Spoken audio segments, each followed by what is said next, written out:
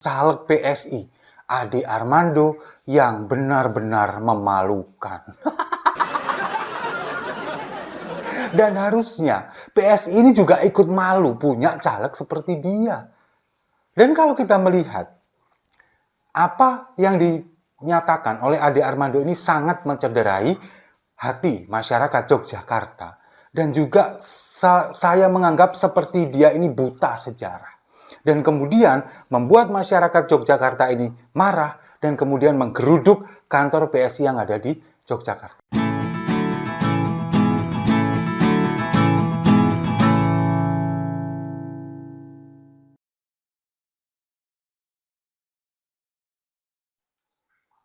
Salam damai untuk Indonesia, berjumpa lagi bersama saya, Papa Dimas. Info kali ini datangnya dari caleg PSI, Ade Armando, yang benar-benar memalukan. Dan harusnya PSI ini juga ikut malu punya caleg seperti dia. Dan kalau kita melihat apa yang dinyatakan oleh Ade Armando ini sangat mencederai hati masyarakat Yogyakarta. Dan juga saya menganggap seperti dia ini buta sejarah. Dan kemudian membuat masyarakat Yogyakarta ini marah dan kemudian menggeruduk kantor PSI yang ada di Yogyakarta. Mungkin sebelumnya kita simak dulu videonya berikut ini. Jangan pilih kader PSI. Setuju? Ini ancaman terus terang kepada PSI karena kalian sudah menghina kami. Ya, ngerti ada kader mungkin menghina kami. Sangat jelas hinaan Ade Armando kepada rakyat Yogyakarta. Hari ini pun ngerso dalam juga paling pangandikan. Statementnya jelas sekali. Apa yang dilakukan Armando adalah blunder paling besar yang dia lakukan. Karena itu akan menggeret PSI ke dalam lubang kuburnya sendiri. Ade Armando sudah melakukan kekerasan verbal kepada rakyat Jogja, kepada sejarah Jogja, menginjak-injak martabat Jogja. Saya rasa teman-teman pun mestinya malu punya kantor di Yogyakarta. Ngapain kalian masih berkantor di Yogyakarta? Kalau kader kalian menginjak. Nah, ini kan jadi membuat polemik yang pada akhirnya berkepanjangan. Masyarakat ini yang kemudian menamakan diri mereka Paman Usman, ini kemudian menuntut permintaan maaf dan klarifikasi dari PSI. Dikasih waktu sampai besok, hari Rabu. Mereka kan kemudian menginginkan pihak PSI ini kemudian bertindak tegas, kemudian melakukan tindakan yang nyata terhadap Ade Armando. Nah, kalau kita melihat video yang ditayangkan oleh Ade Armando ini kan merespon mahasiswa UI dan UGM yang mereka lakukan adalah protes terhadap politik dinasti yang ada di Indonesia. Dan mereka melakukan itu di Yogyakarta. Sementara Ade Armando menyerang mereka dengan mengatakan harusnya kalian ini yang kalian serang sebagai politik dinasti itu adalah tempat kalian berada di Yogyakarta, yang dikatakan oleh Ade Armando adalah wujud dari politik dinasti. Nah, ini sepertinya Ade Armando ini sangat-sangat buta sejarah. Jadi begini Bang Ade. Nah, kapan lagi kan saya ngasih kuliah ke seorang dokter, Dr. Ade Armando. Mungkin Bang Ade lupa, mungkin lupa. Jadi saya ingatkan sekali lagi bahwa kenapa Yogyakarta ini menjadi provinsi yang istimewa karena punya sejarah yang sangat panjang. Daerah istimewa Yogyakarta ini adalah kerajaan jauh sebelum Indonesia merdeka.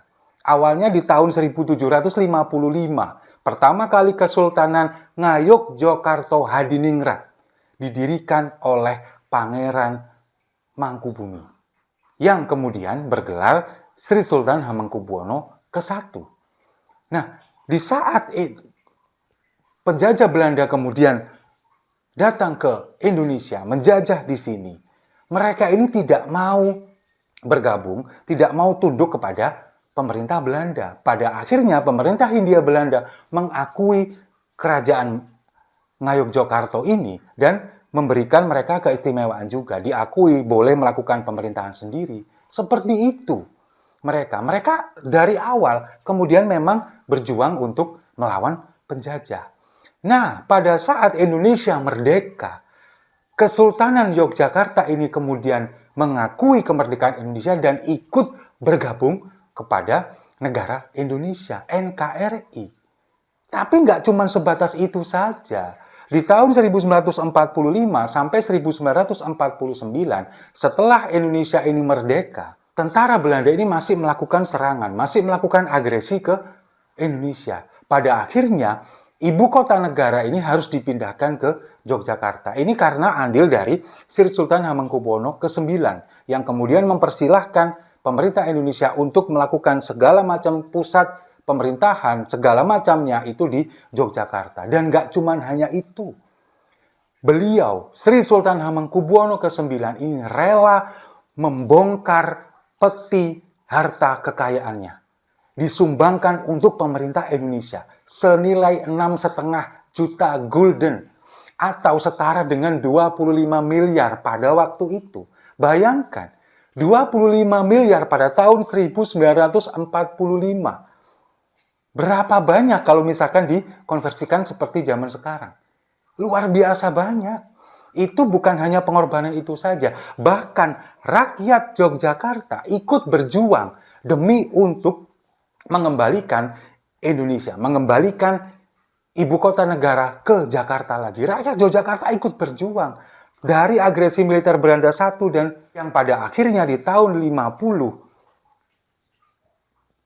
dan pada akhirnya di tahun 1949 ibu kota negara kembali ke Jakarta. Dan pada saat itu kas dari Sri Sultan Hamengkubuwono IX dari Kesultanan Yogyakarta sudah habis, sudah diberikan semuanya kepada pemerintah Indonesia, dan Sri Sultan Hamengkubuwono IX sama sekali tidak ingin itu diungkit-ungkit oleh anak turunnya. Jangan sampai itu ditagih.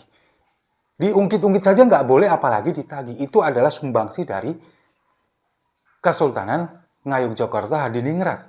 Nah, atas jasa itulah pada akhirnya di tahun 1950, pemerintah Indonesia kemudian memberikan keistimewaan kepada DIY, Daerah Istimewa Yogyakarta, untuk memiliki wilayahnya sendiri, kemudian memiliki pemerintahan sendiri, dan kemudian diakomodir menjadi daerah setingkat provinsi dengan kepala daerahnya gubernur. Tapi gubernur ini dari Kesultanan Ngayogyakarta, dari Sri Sultan Hamengkubuwono, mulai dari yang ke-9 dan sekarang yang ke-10. Dan itu yang menjadi keistimewaan Yogyakarta. Dan itu kemudian disempurnakan lagi melalui Undang-Undang Keistimewaan Daerah di tahun 2012, yang kemudian kemarin juga disentil oleh Bang Ade Armando. Di sana kemudian disempurnakan bagaimana sistem pemerintahannya, lalu bagaimana tata kelolanya, itu disempurnakan lagi dengan undang-undang itu. Makanya kemarin Sri Sultan kemudian mengatakan, kalau misalkan Yogyakarta ini dibilang sebagai dinasti, silahkan kalian rubah undang-undangnya, kalau bisa. Nah, ya ini adalah sejarah yang tidak boleh kita lupakan. Dan sekarang pertanyaannya, tanda tanya yang sangat besar. Bagi saya terutama, apakah Bang Ade Armando yang seorang doktor ilmu komunikasi, kemudian tidak tahu atau buta dengan sejarah ini? Kalau bagi saya, tidak mungkin Bang Ade Armando nggak tahu. Beliau pasti tahu. Tapi kenapa kemudian dia menyampaikan statement ini? Tujuannya hanya satu, ingin menjilat junjungannya yang dikritik oleh mahasiswa itu tentang politik dinasti. Dan catat, junjungannya ini adalah bapak dari ketua umumnya. Demi untuk menjilat bapak dari ketua umumnya, kemudian dia meletakkan logikanya, akal sehatnya demi untuk menjilat. Kemudian dia melupakan sejarah, seolah-olah melupakan sejarah. Kemudian dia pura-pura tidak tahu dengan sejarah bagaimana Yogyakarta ini bisa punya keistimewaan seperti itu. Ini kan pada akhirnya membuat masyarakat Yogyakarta hampir seluruhnya, mereka meminta pertanggungjawaban. Meskipun pada akhirnya Ade Armando memberikan video klarifikasi meminta maaf. Tapi banyak kalangan yang menilai permintaan maaf itu hanya sebatas gimmick. Kalau orang Jawa bilang abang-abangan lambe, nggak ada ketulusan, nggak ada keikhlasan, nggak ada penyesalan di sana. Nah, itulah yang Sampai detik ini, masyarakat yang ada di Yogyakarta khususnya, ini meminta pertanggungjawaban, tindakan tegas dari PSI sendiri. Dan harusnya PSI ini malu, karena Ade Armando adalah calegnya. PSI ini seolah-olah tidak bisa mengontrol atau tidak bisa memberikan edukasi kepada calegnya. Nah, sekarang bayangkan saja, orang ketua umumnya saja masih umur sekian, kemudian baru masuk anggota 2 hari, tiba-tiba besoknya jadi 3 hari. Kan seperti itu. Masa iya dia kemudian bisa mengontrol kadernya atau calegnya yang doktor seperti Ade Armando ini, yang pada akhirnya menjadi blunder, dan blunder ini benar-benar fatal dan sangat memalukan. Nah, sekarang semua bola panas ini tergantung pada ketua umum dari PSI, yakni Kaesang. Apakah Kaesang kemudian akan memberikan sanksi yang tegas kepada Ade Armando? Karena di sisi lain, dia ini sudah menghina atau mempermalukan masyarakat Yogyakarta dengan pura-pura melupakan sejarah. Tapi di sisi lain, dia ini sedang menjilat bapak dari ketua PSI. Terus ketuanya ini mau gimana, ketua PSI? Nah, itulah yang kemudian ditunggu oleh masyarakat luas. Apa tindakan selanjutnya dari PSI? Meskipun kabarnya kemarin melalui Grace Natali ini sudah dinyatakan bahwa ketua umum PSI Kaesang sudah menegur Ade Armando. Tapi kemudian pernyataan sikapnya ini baru akan disampaikan beberapa hari lagi. Atau mungkin ada opsi yang kedua. Demi untuk memuluskan apa yang disampaikan oleh Ade Armando, PSI juga harus mendorong perubahan undang-undang seperti yang disampaikan oleh Sri Sultan Hamengkubuwono ke-10. Apakah berani PSI kemudian merubah undang-undang, mendorong amandemen undang-undang tentang daerah keistimewaan? Sekarang kan pilihannya tinggal 2. Mau mendorong untuk perubahan undang-undang atau memberikan sanksi kepada Ade Armando. Kalau bisa sanksi pemecatan. Nggak perlu lagi ada caleg model seperti ini.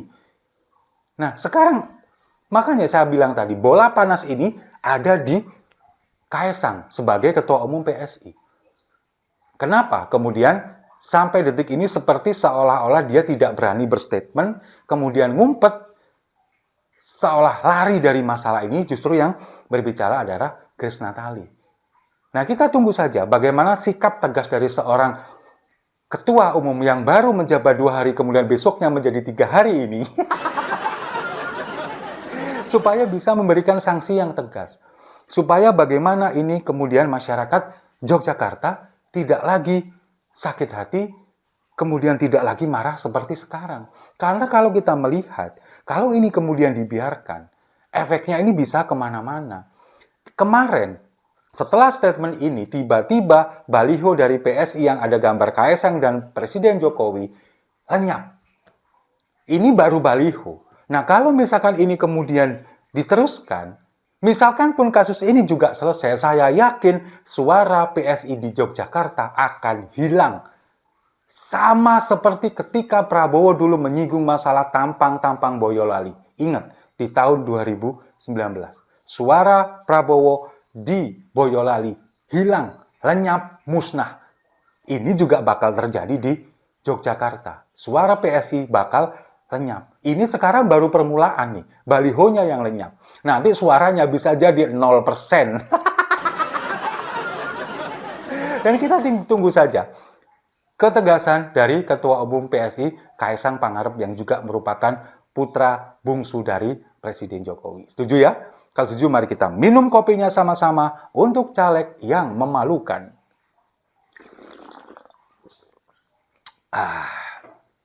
Saya rasa itu. Terima kasih sudah menyimak. Jangan lupa like, komen, dan subscribe. Sampai jumpa di video-video saya selanjutnya. Gerak cepat, Indonesia unggul.